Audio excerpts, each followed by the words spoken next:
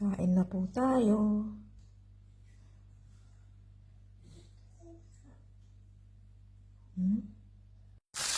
Dito naman sabi sa itlog. Bago naman ito. Yan, ang bango. Hindi natin yung itlog. Hindi natin patagalin. Hindi ko po yung nilalagyan ng pampalasa.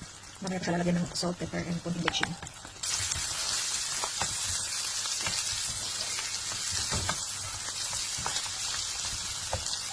So yun, dahil may lettuce pa kaming medyo nahihitin na, ilagay ko na lang siya dito. Hinalo ko na lang dito sa ulam. Ito pa naman ito malutong-lutong pa. Kaya naman itong itatapon. Ilahok ko na lang sa pangulam ba. Yan, ang bango niya. Konting luto lang to kasi para malutong-lutong pa rin yung lettuce natin.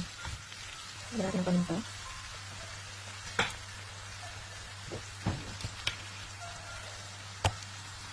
Konting asin.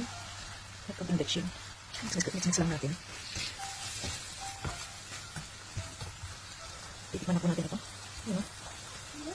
So yan, okay na po yung lasa. Lagyan na natin ito. Yung paro.